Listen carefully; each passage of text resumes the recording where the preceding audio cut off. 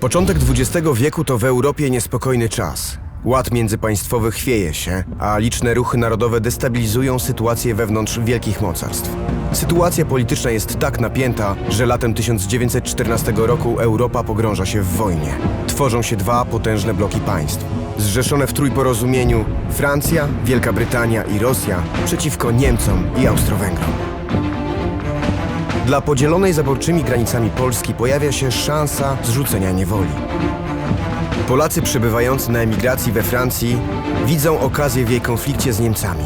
Zgłaszają się do armii francuskiej, by na zachodnim froncie walczyć z zaborcą. Tak powstał niewielki oddział, którego żołnierzy nazwano Bajończykami, od miasta Bajonna, w którym przeszli szkolenie wojskowe.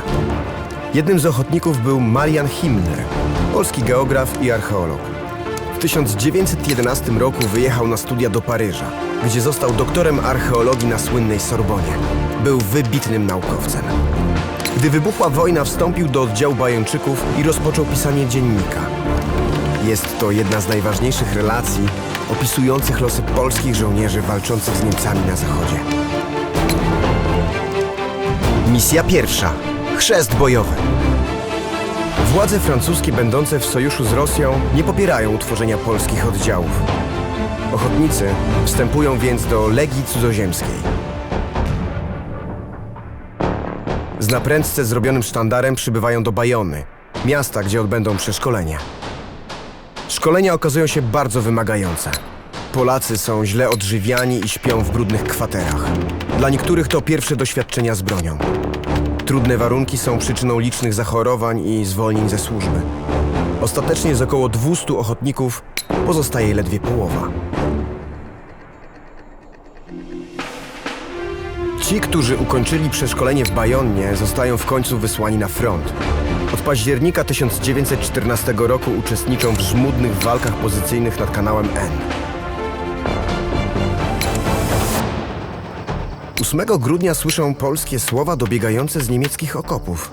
Okazuje się, że w szeregach przeciwnika są również Polacy. Przypadkowe spotkanie napawa radością jednych i drugich. Bajończycy namawiają rodaków, by przeszli na stronę francuską i dołączyli do walki z niemieckim zaborcą. By ich zachęcić, wbijają swój sztandar nad okopem. Nagle padają strzały. Strzelają. Strzały padają coraz gęściej. Kule drą sztandar na strzępy. Zdjąć go trzeba. Szujski nie wytrzymał, skoczył na nasyp. Obu rękami schwycił za drzewce, lecz nie wyciągnął. Upadł rażony w samo czoło. Mimo tego Bajończycy nie stracili zapału. Miesiące spędzone w okopach zahartowały i zintegrowały doświadczonych już żołnierzy. Poświęcenie chorążego Szujskiego przy próbie ocalenia sztandaru zmobilizowało Bajończyków do dalszej walki z Niemcami. Misja druga. Na pierwszej linii frontu. Bajończycy uczestniczą w walkach pozycyjnych do kwietnia 1915 roku, po czym zostają przerzuceni w rejon Arras. Tam przygotowują się do kolejnej bitwy.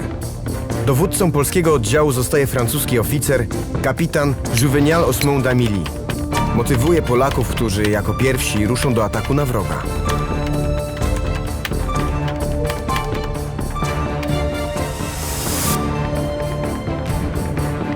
Dziewiątego maja Bajończycy rozpoczęli natarcie. Zajmujemy płytki wysunięty naprzód rów równoległy do okopu niemieckiego. Jedna z bomb skrzydlatych, wybuchając za blisko, raniła 5, kilku ogłuszyła. Przyczajeni czekamy. Odłamki pocisków padając bryzgają na nas ziemią. Już! OEW! Strzelać zakazano. Pędzimy, bagdetami podani naprzód. Niemcy strzelają. Ktoś koło mnie pada. Już pierwsza linia okopów. Przeskakujemy drugą. Rozkaz był zatrzymać się na trzeciej. Ale gdzie tam? Niemcy uciekają. Na nieszczęście goręci wyrwali się naprzód, pociągając za sobą innych. Im to zawdzięczając, posunęliśmy się za szybko. W sam środek naszej sekcji pada pocisk armatni. Jak snopy powaliło kilkunastu naraz. Chwila zamieszania. Znowu biegniemy. Niemiecka artyleria zarzuca pociskami pole. Padają nasi. Lecz nic to.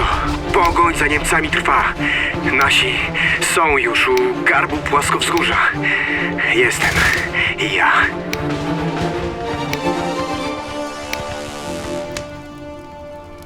Sukces w walce Bajończycy okupili ciężkimi stratami sięgającymi 3/4 stanu początkowego.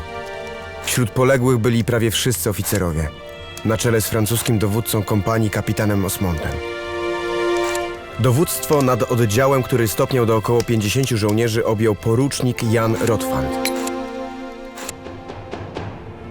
5 tygodni później Bajończycy z własnej inicjatywy uderzają na Niemców pod Souchez. I tym razem atakują z sukcesem. Jednak poniesione straty są już tak dotkliwe, że oddział zostaje rozwiązany. Poświęcenie Bajończyków nie poszło na marne. Ich czyn zapoczątkował udział Polaków w I wojnie światowej na froncie zachodnim. Dlatego uznano ich symbolicznie za protoplastów Błękitnej Armii. Noszący ślady 34 przestrzelin sztandar oddziału został przekazany żołnierzom generała Hallera. Maszerowali z nim podczas uroczystej parady upamiętniającej zwycięstwo nad Niemcami, która odbyła się w 1919 roku w Paryżu. Był on również prezentowany na podobnych, triumfalnych defiladach w Londynie i w Brukseli. Żołnierze przywieźli go ze sobą do niepodległej już Polski. Dziś sztandar przechowywany jest w zbiorach Muzeum Wojska Polskiego w Warszawie. Marian Himmler wstąpił do armii francuskiej i został pilotem wojskowym. Kiedy latamy w szyku zbiorowym, wyglądamy jak stado ptaków. Chwilami szczyty Pirenejów spoglądają na nas z wysoka. To znowu ja wzbijam się na dnie ze swym białym aparatem. Czuję się wówczas białym orłem Polski.